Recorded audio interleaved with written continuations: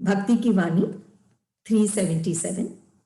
तू सर्वनाम मैं सर्वनाम, दोनों पुरुषवाचक जिसमें प्रकृति समाई। फिर अंतर पंडितों के दिमाग में। ये वाणी गुरुदेव की बहुत गहन है, बहुत गहरी है, इसमें बहुत ठहराव है। गुरुदेव क्या कह रहे हैं इस वाणी में?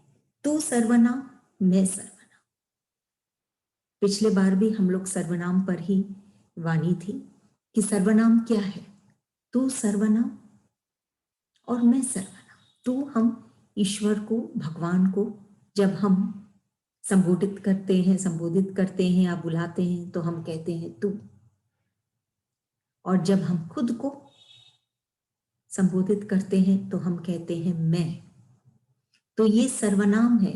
जो नाम गायब हो जाते हैं जब ये सर्वनाम यूज में आते हैं, तब तू सर्वनाम और मैं सर्वनाम। भगवान को हम कहते हैं तू और खुद को कहते हैं मैं। दोनों पुरुषवाचक, ये दोनों जो संज्ञा है या सर्वनाम है, ये दोनों पुरुषवाचक, मैस्कुलिन, जिसमें प्रकृति समाई। प्रकृति को प्राय हम स्त्री, फेमिनाइन रूप में हम देखते हैं, पुरुष और प्रकृति। लेकिन इधर क्या कह रहे हैं गुरुदेव? इस सर्वनाम में दोनों पुरुषवाचक हैं और जिसमें प्रकृति समाई है। फिर अंतर, क्या अंतर है? पंडितों के दिमाग में। अब इस वाणी को अगर हम समझें तो गुरुदेव क्या कह रहे हैं? ये कह रहे हैं कि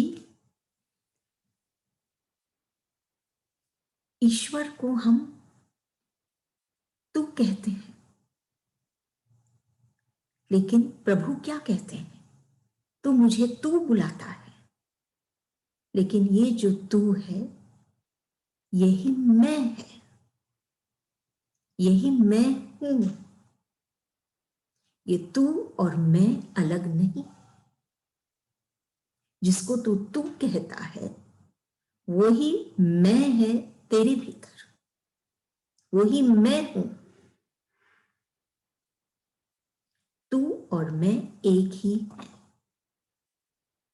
जैसे हम भीतर जाते हैं और अंतर में, सूक्ष्म में, सूक्ष्मतम में और गहराई में, तब हम देखते हैं, ये चीज हम अनुभव करते हैं कि ये जो तू है, ईश्वर है, वो एक्चुअली मैं ही हूं। वही उस भक्त का अस्तित्व है, वही वो भक्त है, वो मैं। तभी ये महावाक्य हम कहते हैं अहम ब्रह्मस्मि, कि हम एक्चुअली ये जो तू है वो मैं ही हूं। और इस मैं, ये जो भक्त है वही वो ईश्वर है। ये उसके भीतर की वो चेतनता है। ये तू जो एक्चुअली मैं ही है, उसमें कोई अंतर नहीं। और दोनों पुरुषवाचक, लेकिन जिसमें प्रकृति समाई। प्रकृति क्या है? इसी मैं या तू की अभिव्यक्ति। प्रकृति की जो प्रकृति क्या है? वो जो ये संसार को रचा है, रचनहार है, उसकी जो शक्ति है वही ये प्रकृति है। तो गुरुदेव कह रहे हैं कि ये प्रकृति जो शक्ति है वो उस तू और मैं में ही समाई।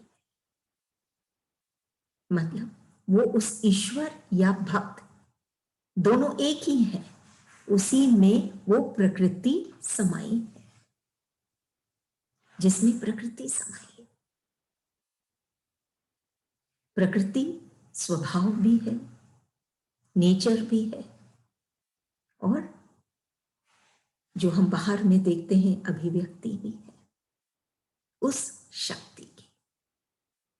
तो जिस शक्ति को हम तू कहते हैं वही शक्ति मैं है, कोई अंतर नहीं भक्त में और भगवान में।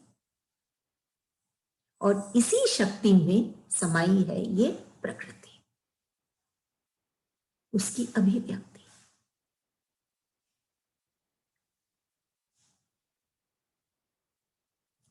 फिर अंतर, कोई अंतर नहीं, मतलब पुरुष और प्रकृति में कोई अंतर नहीं, भक्त और भगवान में कोई अंतर नहीं, सब उसी शक्ति की अभिव्यक्ति है बस।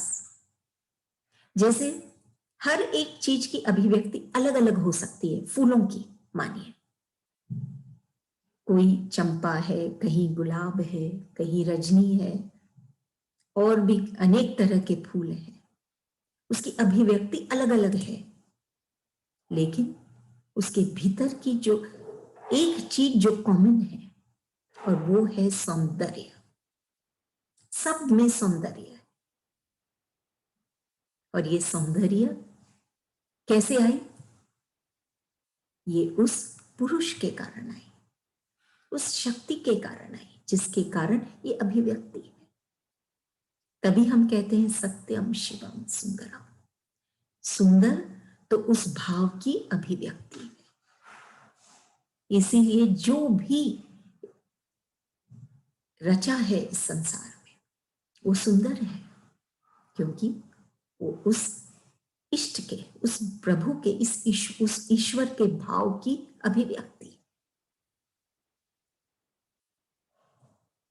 अनेक दिए हो सकते हैं, दीप हो सकते हैं, लेकिन प्रकाश वो एक ही है। जैसे अनेक फूल, लेकिन उसमें सौंदर्य एक ही है, एक ही के कारण है उस सौंदर्य। उस गहराई में जाना, सिर्फ फूल की ऊपर से उसके रूप को नहीं देख के उसके स्वरूप में, जब हम अनुभव करते हैं कि क्या है जिसके कारण ये फूल ऐसे खिला है, तो हम अपने भीतर के हृदय के कमल को भी खिला सकते हैं। जब हम वो अनुभव हम अपने भीतर करते हैं, वही है जो बाहर में खिलाता है और वही है जो भीतर में खिलाता है। और बाहर में संत जो होते हैं वो उसी ईश्वर का प्रतिरूप होते हैं। हम इन संतों के भीतर में हम उस भगवान को देख सकते हैं।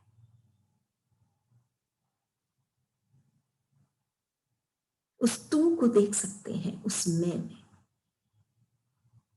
और हमारे भीतर में जो भगवान है, जो हम सब मानते हैं कि है, जानते भी हैं, लेकिन अनुभव अभी तक शायद नहीं किए, लेकिन भीतर के भगवान को का जब हम अनुभव करते हैं, तब हम उसके अंदर उसमें समाये हुए उस संत को भी हम अनुभव कर सकते हैं। तो बाहर में संत में हम भगवान को अनुभव कर सकते हैं, और भीतर में भगवान में हम संत का अनुभव कर सकते हैं। कहने का मतलब, भीतर हो चाहे बाहर हो, वो एक ही अनुभव है, प्रेम और भाव का। और ये प्रेम और भाव की ही अभिव्यक्ति है ये प्रकृति, और उसी में समाई है। हम अलग अलग कहते हैं तू और मैं, लेकिन प्रेम और भाव अलग अलग नहीं है। उस भक्त से या उस ईश्वर से, इसीलिए वो एक ही है, क्योंकि दोनों प्रेम और भाव से ओतप्रोत है, एक ही है। ये पंडितों के दिमाग में है, जो असल में ज्ञानी है नहीं। उनके दिमाग में है ये चीज कि तू और मैं अलग हैं, तू मैं और ये प्रकृति भी। लेकिन सतगुरु कह रहे हैं, गुरुदेव कह रहे हैं कि तू और मैं एक ही है और उसी में ये प्रकृति भी समाई है।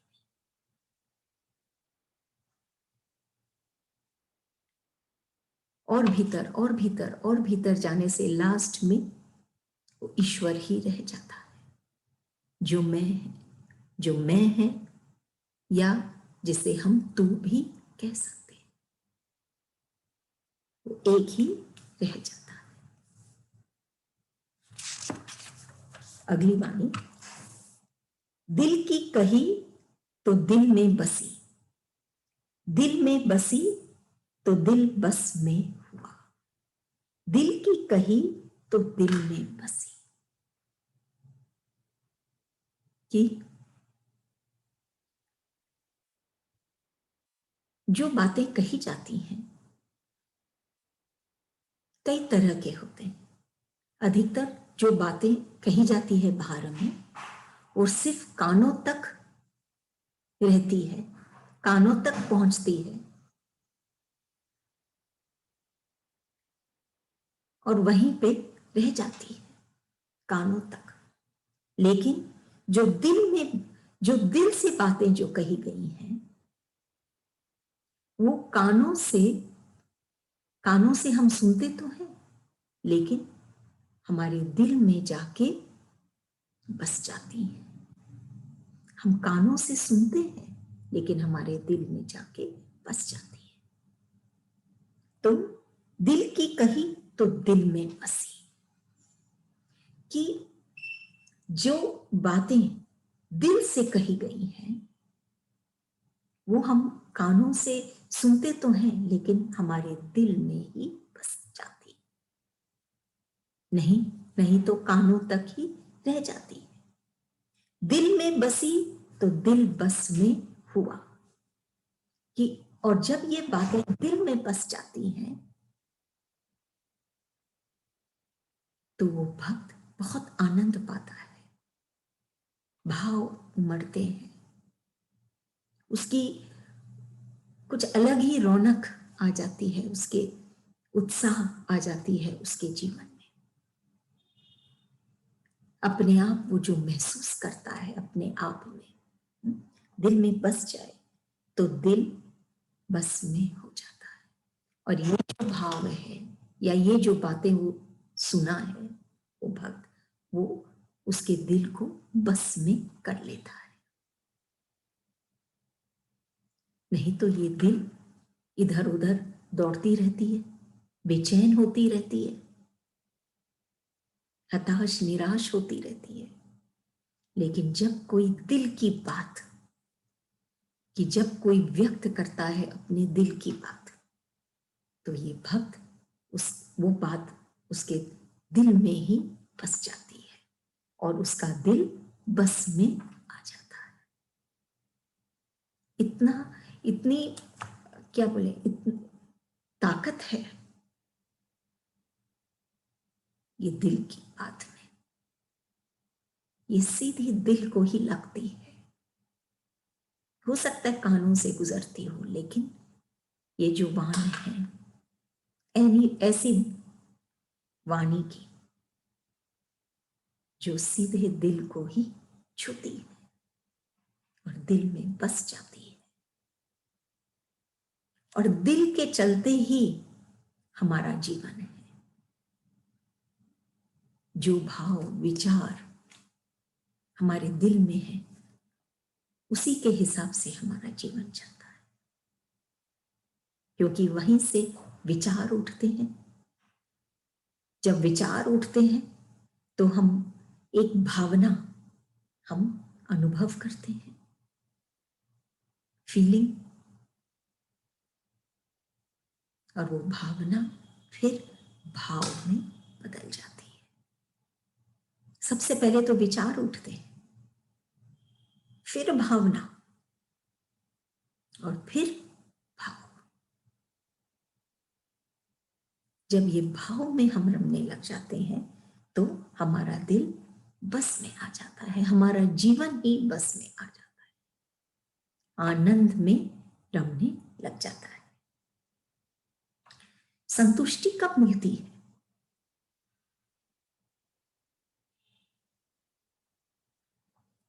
प्राय हम ये कहते हैं ना, हमको कुछ मिल जाए या हम कुछ पा जाते हैं तो संतुष्टि मिलती है। लेकिन गुरुदेव क्या समझाते हैं? संतुष्टि देने में जो मिलती है वो पाने में नहीं मिलती। जब हम देते हैं या छोड़ते हैं, वो संतुष्टि है। जब हम देते हैं या छोड़ते हैं, न कि हम पाते हैं और लेते हैं, वो संतुष्टि नहीं है। और ये शायद हमारा अनुभव भी है कि जब हम देते हैं या हम कुछ ऐसी चीज छोड़ देते हैं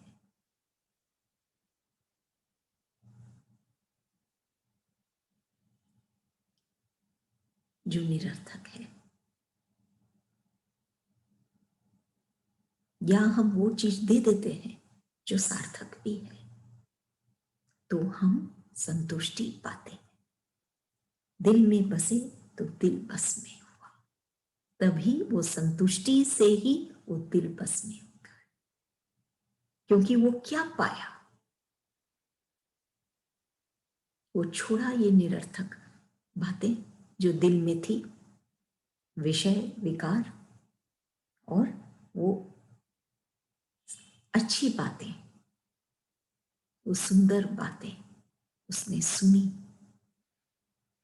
जो उसके हृदय में बस गई।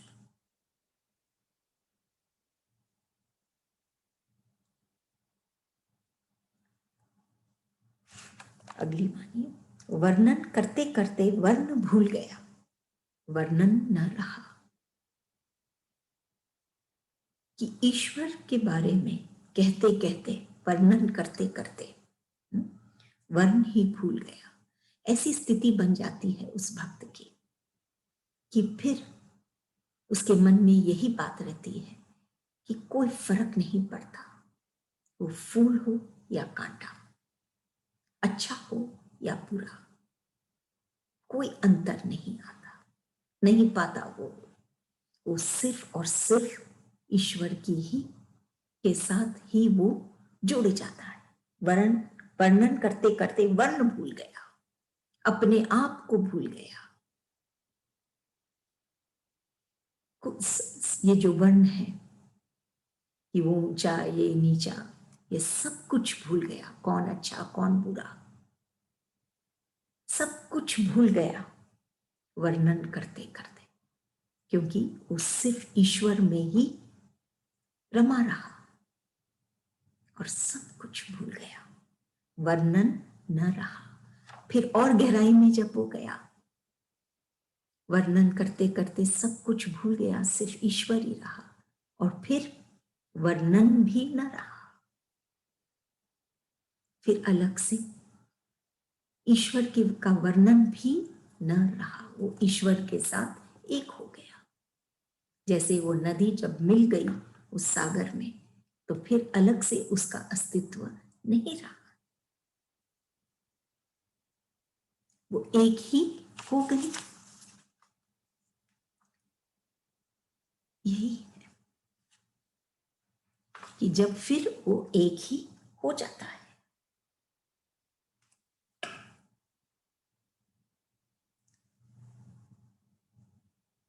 जैसे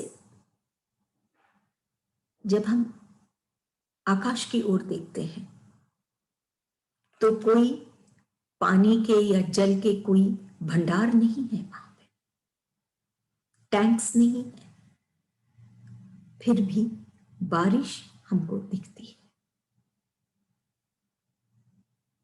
ऐसे ही, ये तो बाहर की बात है, स्थूल की बात है, ऐसे ही सूक्ष्म में ईश्वर शायद दिखते नहीं, लेकिन उनकी कृपा, उनकी दया वो दिखती है,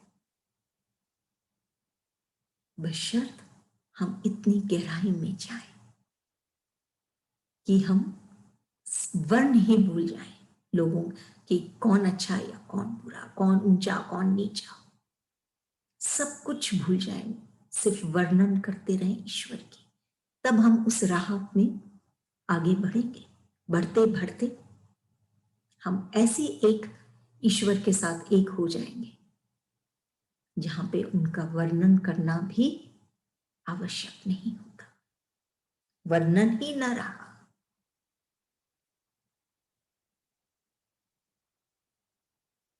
ये है भक्ति की पराकाष्ठा कि वो ईश्वर में एक हो गया, फिर अलग से वर्णन करने की कोई आवश्यकता नहीं।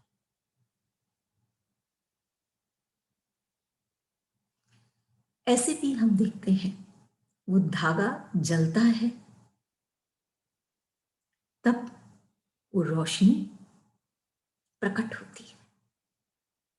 ऐसे ही जो ये भक्त अगर किसी को उजागर कर रहे हैं, अगर कोई चमक रहा है,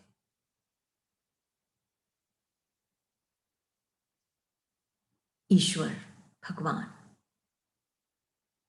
ये भक्तों के कारण, क्योंकि ये उनका प्रेम या उनका योगदान है भक्तों का कि ईश्वर उजागर हो रहे हैं, प्रकाशित हो रहे हैं, प्रकाश में है।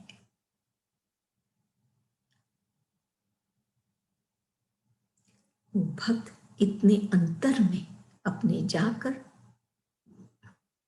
यही उसका योगदान है, यही उसका प्रेम है कि वो अंतर में, इतने अंतर में जाता है कि वो ईश्वर को उजागर करता है।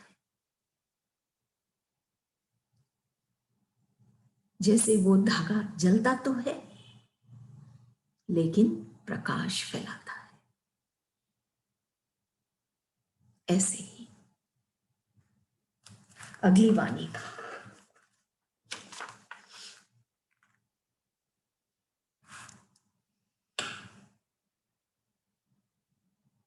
शत्रु कौन? जो न माने, प्रिय को न माने, हित अनहित को न जाने। शत्रु कौन? ये एक ऐसा सवाल है जो शायद हर एक के मन में घूम रहा है कि शत्रु कौन होता है। और ये भ्रम है हमारा कि शत्रु बाहर होते हैं, जो हमारे हिसाब से जो नहीं चलते हैं, जो मनुष्य, जो व्यक्ति हमारे हिसाब से नहीं चले या हमको जो हानि पहुंचाना चाह रहे हैं, वो शत्रु हैं। लेकिन गुरुदेव यहां पर एक दूसरा ही एंगल हमारे सामने रखे हैं। क्या कह रहे हैं गुरुदेव? शत्रु कौन? जो न माने, प्रिय को न माने, हित अनहित को न जाने, वो शत्रु। मतलब कि हम अपने ही शत्रु हैं, हम खुद ही अपने शत्रु हैं, न कि अन्य कोई। हम खुद ही शत्रु हैं अपने आप के। कैसे? क्योंकि हम मानते नहीं किसी को, ईश्वर को, सतगुरु को, इष्ट को।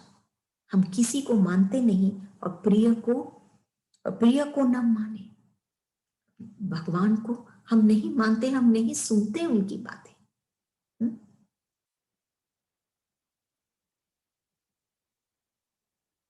अगर हम नहीं मानते, हम नहीं सुनते, तो हम अपने आप के ही हम शत्रु बन जाते हैं। कैसे?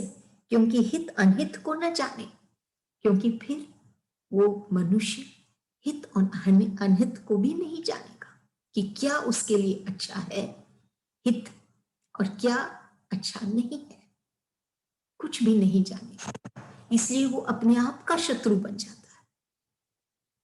वो ऐसे कार्य करता है जिससे वो दुखी हो जाता है, भ्रम में जीता है। बाहरी धन को ही धन समझता है और उसी को एकत्रित करने में लगा रहता है, रैट रेस में, जैसे इंग्लिश में हम कहते हैं कि सब भाग रहे हैं।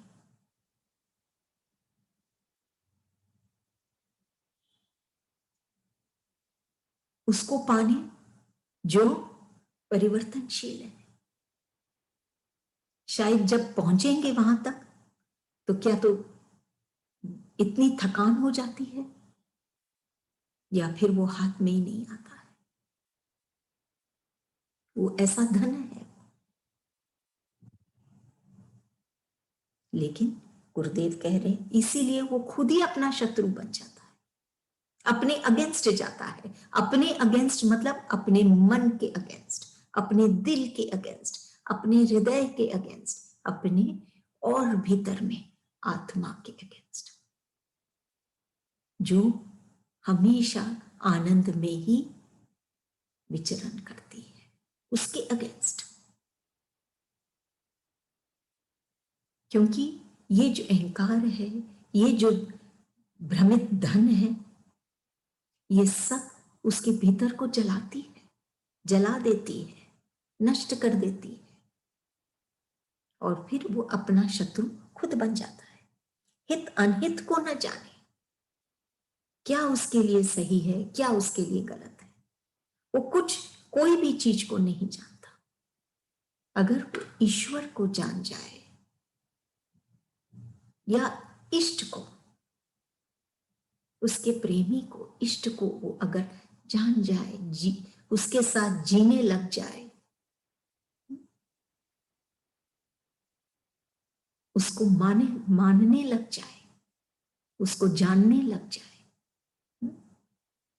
तो फिर अनहित और अनहित की बातें ही नहीं आएगी। वो हमेशा एक मस्ती में रहेगा। नहीं तो बाहर के लोग तो शत्रु बाद में, सबसे पहले तो वो खुद ही अपना शत्रु बन जाता है। बाहर के लोग तो हमारे इस तन के पीछे होंगे या इस स्थूल धन के पीछे, लेकिन ये जो शत्रु है, ये तो हमारा अस्तित्व को ही नष्ट करते हैं। बाहर में तो वो शस्त्र से हमको पीड़ित कर सकते हैं, लेकिन भीतर में अगर उस शास्त्र का ज्ञान रखें, शास्त्र को समझें, शास्त्र के हिसाब से जिए, तो वो कभी भी पीड़ित नहीं होगा।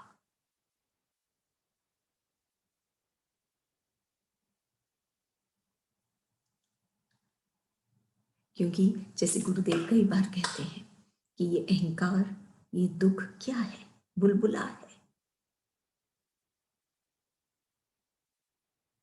थोड़ा सा इसको आप एक कांटे से प्रिक करिए, खत्म हो जाता है। लेकिन ये स्थिति आना, ये जो प्रिक है,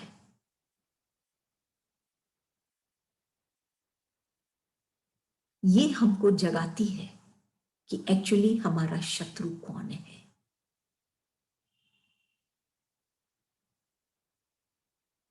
क्योंकि जब दर्द होता है तो दर्द एक अलार्म होता है हमको बताने कि शरीर में, उस स्थान में कोई ना कोई पीड़ा है, कोई ना कोई तकलीफ है, कोई ना कोई घाव है।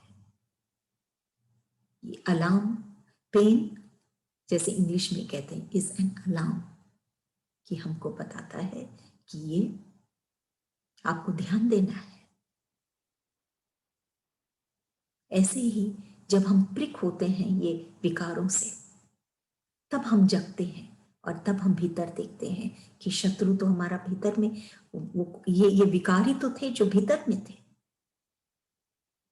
ये अहंकारी था जो भीतर में था, ये अभावी था जो भीतर में था।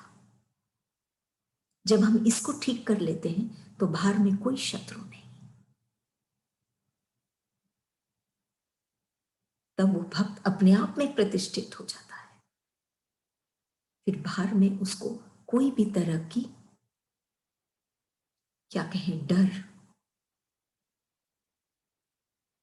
या भय कुछ भी नहीं।